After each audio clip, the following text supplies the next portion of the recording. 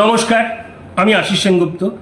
অবশেষে 3 এপ্রিল মানে আজকে সকালবেলা সকাল একদম সিআইডির হাতে ধরা পড়ল মুফাক্কেরুল ইসলাম, যেই ভদ্রলোক 1 তারিখে সেই ভয়ানক কাজটার পেছনে মূল চক্রী বা মাস্টার মাইন্ড ছিলেন। সেই জুডিশিয়াল অফিসারদের বিডিও অফিসে ঘেরাও করা, 17 ঘন্টা আটকে রাখা, আক্রমণ, প্রাণনাশের চেষ্টা, শেষ পর্যন্ত যে কেন্দ্রীয় বাহিনী এসে তাদের বাঁচায়। ইনি হাইকোর্টের আইনজীবী, কলকাতায় থাকেন, যদিও ইটাহারে বাড়ি, এবং এমআইএম বা আসাউদ্দিন ওয়েসির পার্টিটা করেন। তবে খুব সন্দেহজনক ব্যাপার, এতটাই না, জল অনেক গভীর। কেন বলছি? টাইম লাইনটা দেখুন। 1 তারিখে দুপুরবেলা থেকে শুরু হয় মালদা মোথাবাড়ির ঘটনাটা।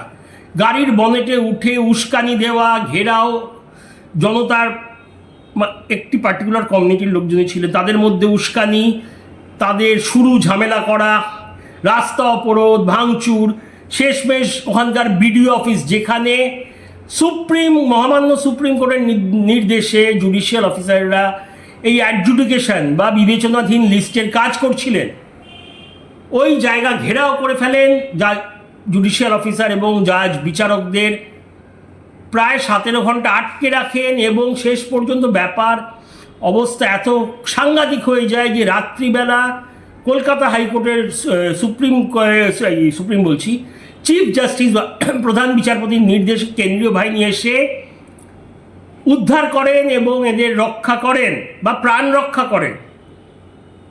এইবার এই যে মোফাক্কেরুল ইসলাম, ইনি যে উস্কাচ্ছিলেন 1 তারিখ, ইনি কিন্তু লুকাবার চেষ্টা করেননি কোথাও। একদম বনেটের ওপরে দাঁড়িয়ে বুক ঠুকরে চ্যালেঞ্জ করছিলেন সর্বোচ্চ পুলিশ আধিকারিকদের, নেতা মন্ত্রীদের।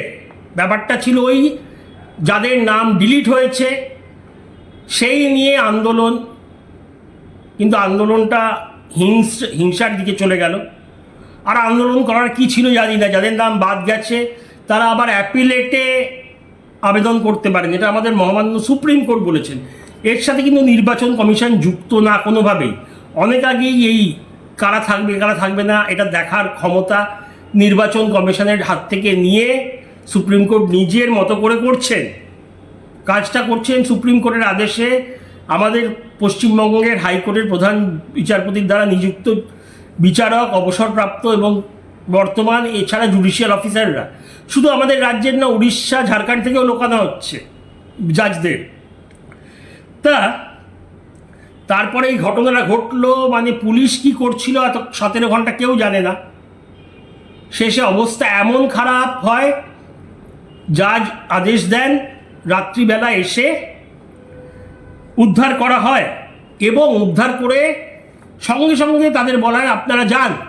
গাড়ির কনভয় বেরিয়ে যায় ওনাদের নিয়ে, কিন্তু শেষ রক্ষা হয়নি। রাস্তায় ইট, পাথর, বাঁশ দিয়ে আক্রমণ, এবং একটা ভিডিও ভাইরাল হয়েছে যেখানে এক মহিলা বিচারপতি, এই 7 জন যাদের ঘেরাও করা হয়েছিল 3 জন ছিলেন মহিলা, তিনি চেঁচাচ্ছেন প্রাণের ভয়, আমি যদি মরে যাই আমার সন্তানদের দায় যেন হাইকোর্ট নেয়।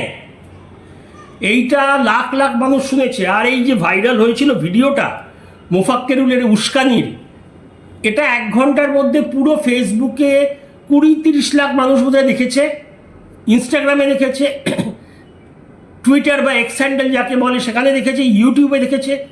কেন গ্রেফতার করেনি? 2 তারিখে দুপুর অবধি পুলিশ অ্যাকশন নেয়নি। তারপর 2 তারিখে সুপ্রিম কোর্টের প্রধান বিচারপতি সূর্যকান্ত মহাশয়, উনি ক্ষুব্ধ হয়ে রেগে গিয়ে নিজে থেকে বলেন আমি নিজে রাত 2টো অবধি নজর রেখেছি।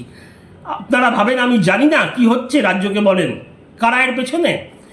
অবিলম্বে সিবিআই বা এনআইএকে এই তদন্তে নিযুক্ত করা হোক এবং সন্ধ্যের মধ্যে কনফার্ম হয়ে যায় যে এনআইএ আসছে এই তদন্তে। সেদিনে দাঙ্গা হাঙ্গামা, বিচারপতিদের ঘেরাও, প্রাণনাশের চেষ্টা, বাঁশ ইট ছুঁড়ে তো কেউ করতে পারে না, আদর করতে বা শুধু আহত করতে। নিশ্চয়ই বড় মোটা থানিট, মোটা বাঁশ দিয়ে প্রাণনাশের চেষ্টা ছিল। বড়ার জোর বেঁচে গেছে কেন্দ্রীয় বাহিনী ছিল বলে। তা সন্ধ্যেবেলার মধ্যে বা রাতের মধ্যে পরিষ্কার হয়ে যায়, পরের দিন আসছে এনআইএ। তাই এনআইএ আসতে তো একটু সময় লাগে, দিল্লি থেকে আসবে। তড়িঘড়ি 3 তারিখে সিআইডি গিয়ে বাগডোগরা এয়ারপোর্ট থেকে এই ভদ্রলোককে গ্রেফতার করে। উনি নাকি বাগডোগরা থেকে কোথাও পালাচ্ছিলেন, ব্যাঙ্গালোর বা কোথায় আমি জানি না, এটা বলা হচ্ছে। তবে এই 2 তারিখের পুরোটা দিন, 1 তারিখে 1 ঘন্টার পরেই সবাই জেনে গেছিল, বা 2 ঘন্টার পরে কি করছিল পুলিশ। পুলিশ চাইলে বা সিআইডি চাইলে পশ্চিমবাংলার যে কোনো প্রান্ত থেকে 3-4 ঘন্টার মধ্যে তুলে ফেলতে পারে যে কোনো অপরাধীতে, এতটাই ভালো নেটওয়ার্ক। তাহলে কি করছিল? যেই, এটা তো প্রশ্ন উঠছে, যেই এনআইএর কথা এলো সিআইডি অ্যারেস্ট করলো, তাহলে কি প্রশ্ন হচ্ছে, কিছু কি লুকাবার আছে?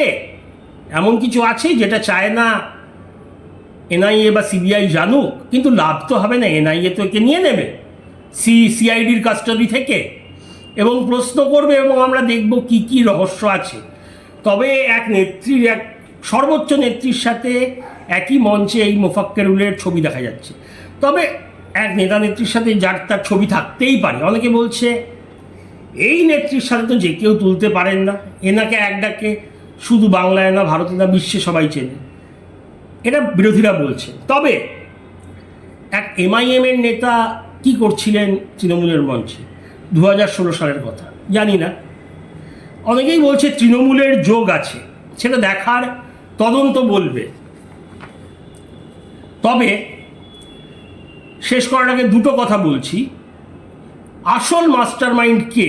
অনেকে বলছে তৃণমূলের পেছনে, এবং মোফাক্কেরুল একটা শুধু দাবার বোড়ে যাকে ব্যবহার করা হয়েছে। তা রাহুল সিনহা, বিজেপির রাজ্যসভার সাংসদ, উনি বলেছেন একদম প্রেসের সামনে, এতে কালীঘাটের হাত আছে। কালীঘাটের হাত মানে কাকে বলা হয়েছে বুঝেছেন? এক সময়, মানে 2 বছর আগেও, মুর্শিদাবাদের একছত্র নায়ক অধীর রঞ্জন চৌধুরী, যিনি আগে কখনো হারেননি 2024-এর আগে, সেই অধীর চৌধুরীও বলেছেন তৃণমূলের পেছনে না থাকলে 17 ঘন্টা ধরে ঘেরাও হয়, আক্রমণ হয় জুডিশিয়াল অফিসারদের ওপর। উনিও বলেছেন তৃণমূলের হাত আছে। এছাড়াও বহু বিরোধীরা বলছেন মিডিয়া থেকে অভিযোগ করা হচ্ছে, তবে এগুলো অভিযোগ, এগুলো প্রমাণ না। কি হয়, এনআইএ কতদূর কি এগোয়, এই ভয়ঙ্কর ঘটনা, যেটা আরও অনেক ভয়ঙ্কর হতে পারত। অনেকেই বলছেন একটা ছক কষা হয়েছিল এই জুডিশিয়াল অফিসারদের হত্যা করার, কারণ একটি কমিউনিটির অনেক নাম বাদ যাচ্ছে। এটা অভিযোগ, এটারও কোনো প্রমাণ নেই। মিডিয়াতে 1000টা খবর বেরোয়, 1000টা অভিযোগ থাকতেই পারে। কি সত্য সেটা আমরা জানতে পারবো, এনআইএ কি করে দেখা যাক। তবে এরকম ঘটনা না ঘটে যাতে, আর সেটাই অভিপ্রেত। সিকিউরিটি ফোর্স এসছে, তাদের কারোর উপর হামলা করতে হবে না, কিন্তু যদি কেউ হামলা করে, ঝামেলা করে, একদম শক্ত হাতে মোকাবিলা করা দরকার। মানুষের মন থেকে এই ভয়টা যাওয়া দরকার, মবের ভয়। আমরা বারবার দেখি মুর্শিদাবাদ, দিনাজপুর, মালদা, এইসব জায়গায় একটি পার্টিকুলার কমিউনিটির মব ঝামেলা করে। এটা শুনতে খারাপ লাগলেও এটা সত্যি। 1000টা ঘটনা আছে। বেলডাঙ্গা 1-1.5 মাস আগে এক মহিলা সাংবাদিক, তাও সেই সংবাদ মাধ্যম তৃণমূলের হয়ে কথা বলে, মহিলা সাংবাদিককে মলেস্ট করা হলো নিগ্রহ শারীরিকভাবে। উনি বললেন শরীরে বিভিন্ন জায়গায় আমায় ছোঁয়া হচ্ছিল, মারধর করা হলো। তা এটা এই জায়গাগুলিতে বারবার ঘটছে। কঠোর হাতে কেন্দ্রীয় বাহিনীর এটা দমন করা উচিত, যেই করুক, যেই ধর্মের হোক। জানাবেন আপনাদের মতামত। অনেক অনেক ধন্যবাদ। জয় হিন্দ।